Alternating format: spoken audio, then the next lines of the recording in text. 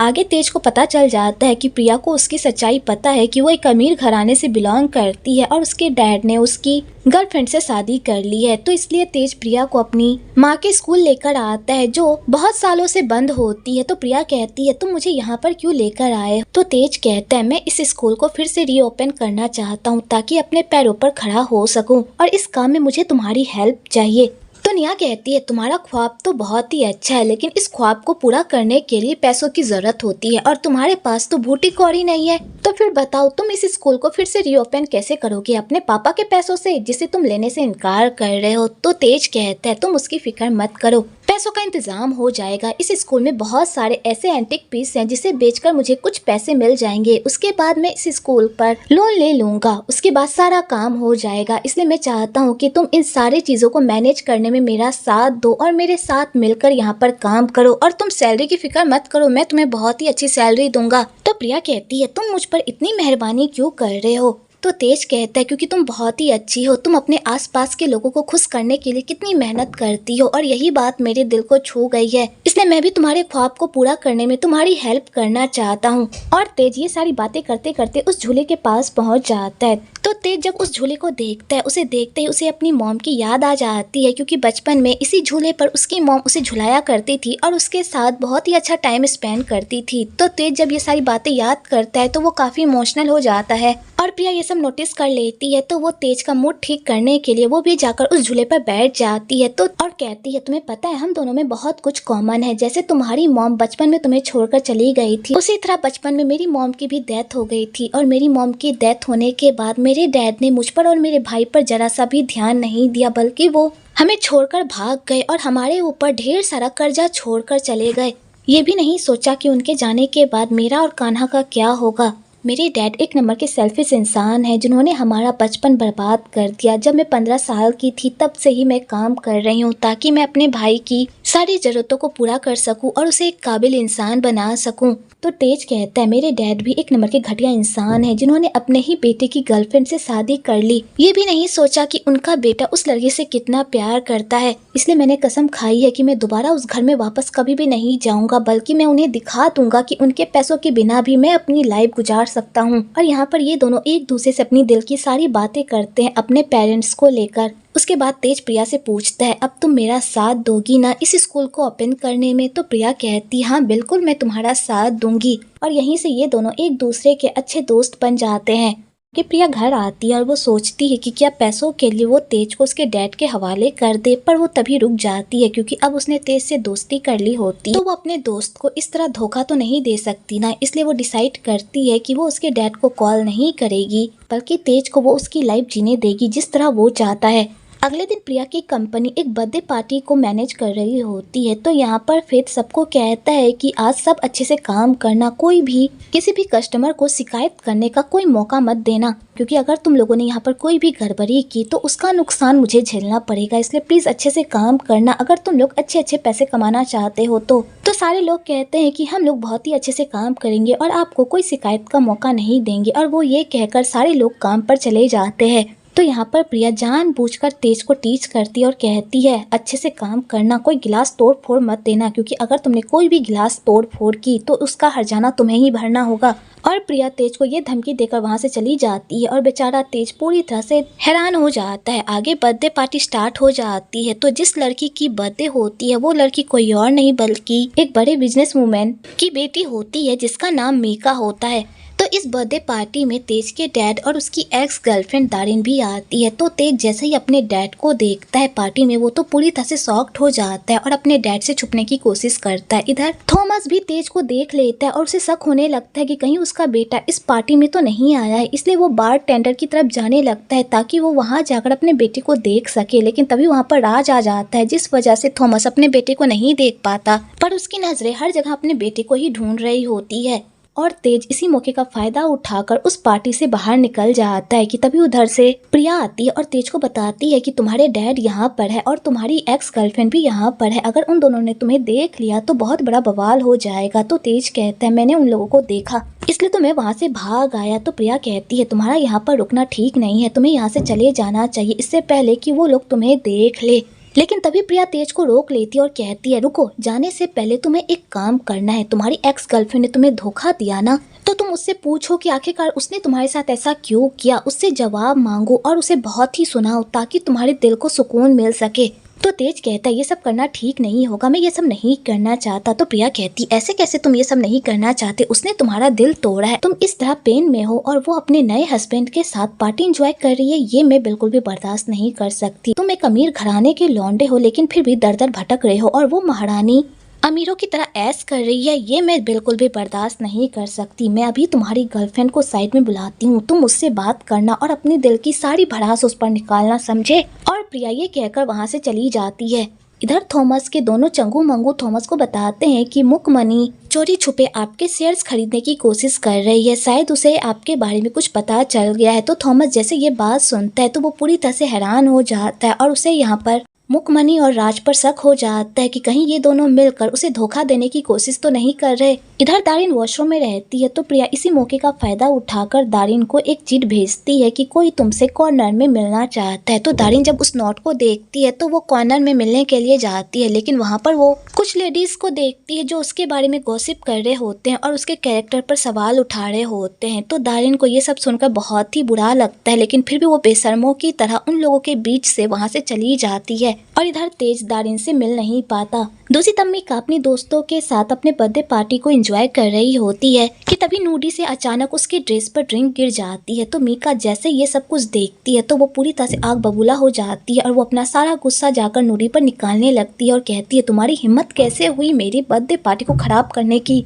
कि तभी वहाँ पर निया और फेथ भी आ जाते हैं नूडी को बचाने के लिए और वो मीका से माफ़ी मांगते हैं, पर मीका यहाँ पर उन लोगों की कोई बात नहीं सुनती और कहती है तुम लोगों ने मेरा बर्थडे पार्टी खराब किया है तो इसकी सजा तो तुम लोगों को मिलेगी ही। और यहाँ पर मीका नूडी के साथ बदतमीजी करने लगती है और उसके चेहरे पर ड्रिंक फेंक देती है। तो निया को ये सब देखकर बहुत ही गुस्सा आता है और वो यहाँ पर नूडी के लिए स्टैंड लेती है और वो मीका को समझाने की कोशिश करती है कि नूडी ने ये सब कुछ जानबूझकर नहीं किया, प्लीज उसे माफ कर दो। और यहाँ पर वो उसके बर्थडे को ठीक करने की कोशिश करती है, पर मीका को यहाँ पर और गुस्सा आ जाता है और वो गुस्से से निया के मुंह पर ड्रिंक फेंक देती है। तो निया इतनी बदतमीजी सहकर भी अपना एटीट्यूड नहीं भूलती, बल्कि वो मीका को पलटकर जवाब देती है कि मैं हमेशा सोचती थी कि मैं इतने महंगे वाइन पीऊं, लेकिन कभी भी मेरी औकात नहीं थी, लेकिन आज तुमने मेरे मुंह पर इतनी महंगी वाइन फेंककर मुझे इस वाइन का टेस्ट करवाया। थैंक यू सो मच मुझे ये वाइन टेस्ट करवाने के लिए। तो मीका जैसे ही निया के मुंह से ये सारी बातें सुनती है उसे तो और मिर्गी का दौरा पड़ जाता है और वो निया को सबक सिखाने के लिए उसे खींचकर एक थप्पड़ मारती है, लेकिन तभी निया नीचे झुक जाती है, जिस चक्कर में मीका अपने केक पर ही जाकर गिर जाती है और उसके पूरे मुंह में केक लग जाता है। तो मीका जब ये सब कुछ देखती है तो वो गुस्से से और पगला जाती है और वो अपना सारा गुस्सा जाकर निया पर निकालती है कि तभी वहाँ पर गार्ड भी आ जाते हैं और वो निया के साथ बदतमीजी करने लगते हैं। तो मीका कहती है तुम लोगों ने मेरा बर्थडे पार्टी खराब किया है, मैं तुम लोगों को इतनी आसानी से नहीं छोड़ूंगी। तुम्हें क्या लगता है कि तुम जैसे लोगों की औकात है मेरे सामने खड़े होने की? तो निया कहती है भले ही हम गरीब हो लेकिन हमारी भी कोई इज्जत है। और यहाँ पर निया मीका को पलटकर जवाब देने लगती है, जिससे मीका को और गुस्सा आ जाता है। तो फेथ और नूडी यहाँ पर मीका को शांत करने की कोशिश करते हैं, पर मीका शांत होने का नाम ही नहीं लेती, बल्कि फिर से निया को मारने की कोशिश करती है। लेकिन तभी वहाँ पर उसकी मॉम आ जाती है और उसकी मॉम उसे शांत करती है और कहती है इन जैसे लोगों से डील करने के और भी बहुत रास्ते हैं, तुम्हें ये सब करने की कोई जरूरत नहीं है। इन लोगों ने तुम्हारे बर्थडे पार्टी को खराब किया है ना, तो इसका हर्जाना इन लोगों को भुगतना ही पड़ेगा।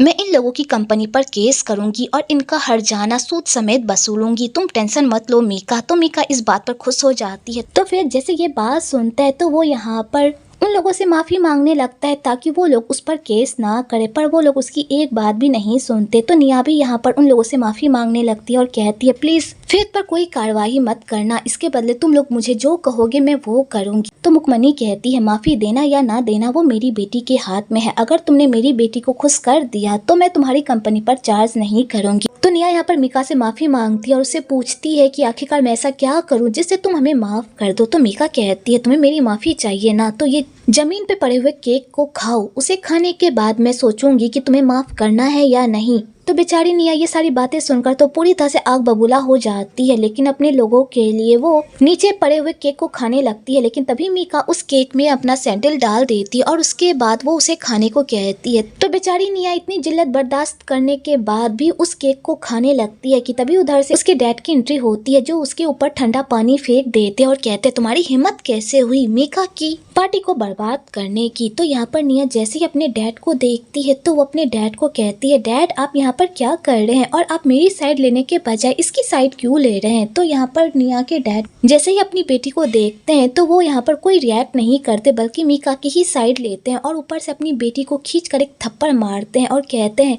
तुम्हारी हिम्मत कैसे हुई मीका के साथ बदतमीजी करने की, और उसे घसीट कर पार्टी से बाहर ले जाने लगते हैं कि तभी पार्टी की लाइट ऑफ हो जाती है, जो कि तेज ने करवाया होता है ताकि वो निया को इस जिल्लत भरी पार्टी से बाहर लेकर चला जाए। आगे निया तेज को कहती है तुमने ही लाइट ऑफ करवाई ना। तो तेज कहता है हाँ, अगर मैंने लाइट ऑफ नहीं की होती तो वो लोग तुम्हारा जीना हराम कर देते और इतनी आसानी से तुम्हें वहाँ से जाने नहीं देते। तो प्रिया इस बात पर तेज पर गुस्सा करने लगती है और कहती है तुम्हें किसने कहा था लाइट ऑफ करने के लिए, मुझे वहीं पर रहने देते ना, कम से कम मैं अपने डैड से बात तो कर पाती। तुम्हें पता है 10 साल बाद आज पहली बार मैंने अपने डैड को देखा और तुम्हें पता है उन्होंने मेरे साथ क्या किया, उन्होंने मेरे ऊपर पानी फेंका, मुझे थप्पड़ मारा, वहाँ पर मीका की साइड ली, मेरी साइड लेने के बजाय वो मेरे साथ ऐसा कैसे कर सकते हैं। तो तेज जब ये सारी बातें सुनता है तो उसे प्रिया के लिए बहुत ही बुरा लगता है और वो प्रिया को गले लगा लेता है।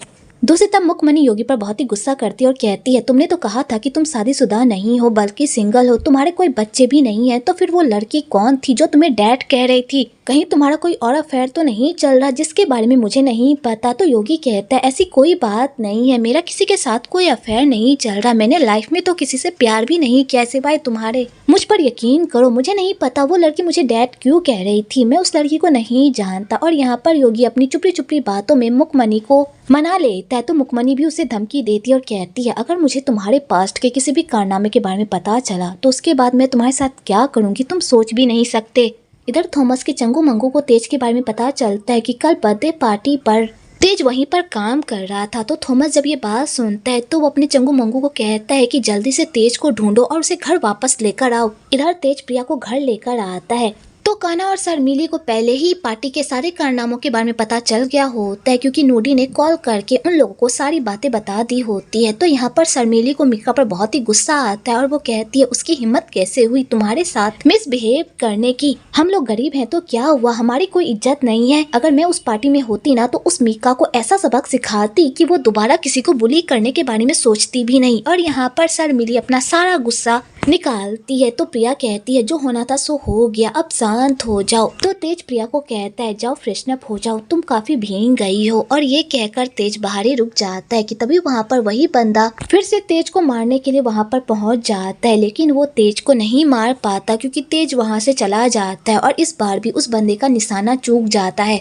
आगे तेज उसी मेडिकल शॉप पर जाता है प्रिया के लिए दवाई लेने के लिए, क्योंकि प्रिया को उस एक्सीडेंट की वजह से थोड़ी चोट लग गई होती है। तो वो डॉक्टर जैसे ही तेज को देखती है तो वो उसे बताती है कि कुछ दिन पहले 2 बंदे तुम्हें ढूंढते हुए यहाँ पर आए थे और तुम्हारे बारे में पूछ रहे थे और तुम्हारे ऊपर 1 लाख का इनाम भी रखा था, और इस बारे में मैंने प्रिया को बताया था कि तुम्हें वो लोग ढूंढ रहे हैं। क्या प्रिया ने तुम्हें इस बारे में बताया? तो तेज जब ये बात सुनता है तो वो पूरी तरह से हैरान हो जाता है, क्योंकि प्रिया ने इस बारे में उसे कुछ भी नहीं बताया होता और वो सोच रहा होता है कि प्रिया ने इस बारे में उसे क्यों नहीं बताया। कि तभी वहाँ पर उसके दोनों चंगू मंगू उसे ढूंढ लेते हैं और उसे बेहोश करके घर वापस लेकर चले जाते हैं। तो तेज को जब होश आता है और वो अपने आप को घर में देखता है तो वो फिर से वहाँ से भागने की कोशिश करने लगता है, पर वो दोनों चंगू मंगू से भागने ही नहीं देते और कहते हैं थॉमस सर तुमसे मिलना चाहते हैं और बिना मिले तुम कहीं नहीं जा सकते, तुम्हें पता है तुम्हें ढूंढने में हमें कितनी मेहनत करनी पड़ी, इस बार हम तुम्हें कहीं भी जाने नहीं देंगे। तो तेज कहता है मुझे छोड़ो वरना तुम लोगों के लिए ठीक नहीं होगा, पर वो दोनों चंगू मंगू उसे कहीं जाने ही नहीं देते बल्कि उसके सामने भीख मांगने लगते हैं कि प्लीज रुक जाओ, अगर तुम फिर से भाग गए तो सर हमारा सर कलम कर देंगे, प्लीज हम पर दया करो। तो बेचारा तेज उन लोगों की ऐसी हालत देखकर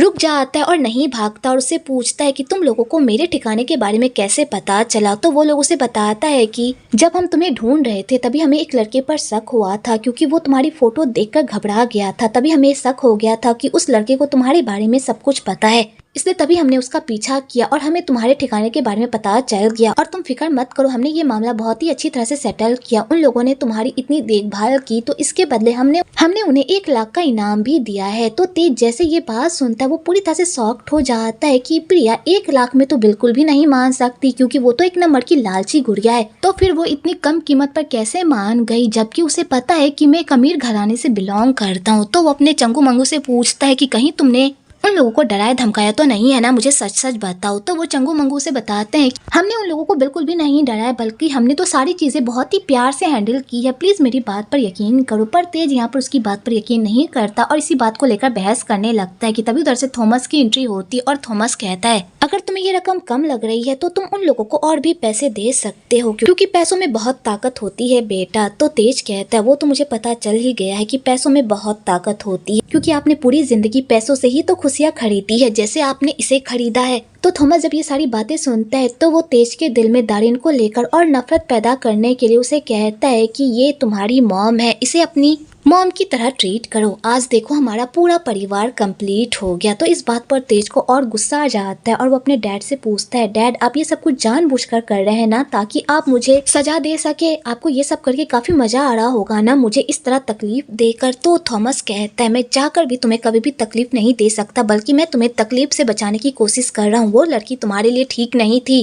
3 साल पहले अगर मैंने तुम्हें अब्रॉड नहीं भेजा होता तो उस लड़की के किए की सजा तुम भुगत रहे होते और अपनी पूरी जिंदगी बर्बाद कर चुके होते, जो मैं बिल्कुल भी बर्दाश्त नहीं कर सकता। तो तेज कहता है 3 साल पहले उस एक्सीडेंट में जो भी हुआ था उसमें मेरी भी गलती थी डैड। मैंने दारिन को ड्रिंक करवाई थी जिस वजह से वो नशे में गाड़ी चला रही थी और वो एक्सीडेंट हो गया। तो तेज कहता है जो भी हो, लेकिन गाड़ी तुम तो नहीं चला रहे थे ना, बल्कि दारिन चला रही थी। उसे जब पता था कि वो नशे में है तो उसे क्या जरूरत थी गाड़ी चलाने की? वो नहीं चलाती गाड़ी। अगर वो गाड़ी नहीं चलाती तो ये एक्सीडेंट नहीं होता। और तुम भी उसके प्यार में इतने पागल थे कि उसके किए की सजा खुद भुगतना चाहते थे। तुम्हें बताओ एक बाप होने के नाते मैं अपने बेटे को जहन्नुम में कैसे जाने दे देता, जबकि वहाँ पर उसकी गलती भी नहीं थी। तो तेज कहता है डैड मुझे पता है कि आप मुझसे बहुत प्यार करते हैं, लेकिन आपका ये प्यार मुझे बिल्कुल भी रास नहीं आता, क्योंकि आप जबरदस्ती अपना प्यार मुझ पर थोपना चाहते हैं, जो मैं बिल्कुल भी नहीं चाहता। मैं अपनी लाइफ फ्रीली जीना चाहता हूँ। तो थॉमस कहता है बेटा ये सब मैं सिर्फ तुम्हारे लिए ही कर रहा हूँ, ताकि तुम इतना स्ट्रॉन्ग बन जाओ कि तुम्हें कोई छू ना सके, लेकिन तुम्हें मेरी बात समझ ही नहीं आती,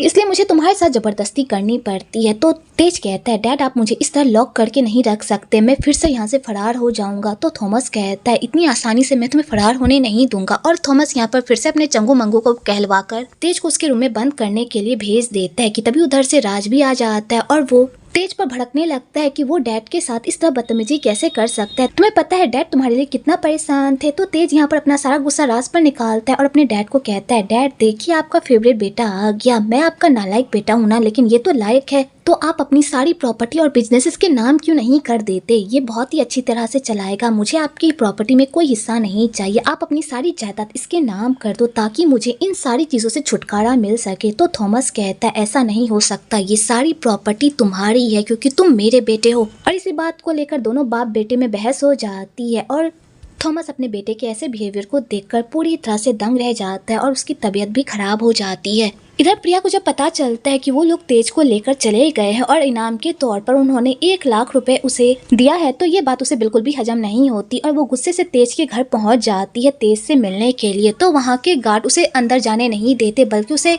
नीचा दिखाते हैं क्योंकि वो लोग गरीब होते हैं। कि तभी उधर से दारिन आ जाती है और वो उस गार्ड को डांटती है और प्रिया का साथ देती है और उससे पूछती है कि तुम तेज से क्यों मिलना चाहती हो, तुम दोनों का क्या रिश्ता है? तो शर्मिली उसे बताती है कि तेज इसका दोस्त है और इतने दिनों से तेज इसी के घर पर रह रहा था, इसलिए वो तेज से मिलना चाहती है। तो दारिन कहती है ठीक है रुको, मैं तेज से तुम लोगों को मिलवाती हूँ। और वो उन लोगों को घर के अंदर ले जाने ही वाली होती है कि तभी उधर से चंगू मंगू की एंट्री हो जाती है और वो लोग प्रिया को तेज से मिलने नहीं देते बल्कि उन लोगों को एक कैफे में लेकर जाते हैं और वहां जाकर उन लोगों को 1 लाख का चेक देते हैं और उससे एक कॉन्ट्रैक्ट पेपर भी साइन करवाते हैं, जिस कॉन्ट्रैक्ट में ये लिखा होता है कि आज से तुम्हारा और तेज का कोई रिश्ता नहीं है और तुम किसी मामले में तेज को ब्लैकमेल नहीं कर सकती। तो प्रिया जब उस कॉन्ट्रैक्ट पेपर को देखती है तो वो साइन करने से मना कर देती है, ये कहकर कि जब तक मैं तेज से खुद इस मामले में बात नहीं कर लेती तब तक मैं इस कॉन्ट्रैक्ट पेपर पर साइन नहीं करूंगी। रही पैसों की बात, अगर चाहे तो तुम लोग मुझे पैसे दे सकते हो, मैं पैसे आराम से ले लूंगी, पर इस कॉन्ट्रैक्ट पेपर पर साइन नहीं करूंगी जब तक मैं तेज से नहीं मिल लेती। और वो ये कहकर वहां से चली जाती है।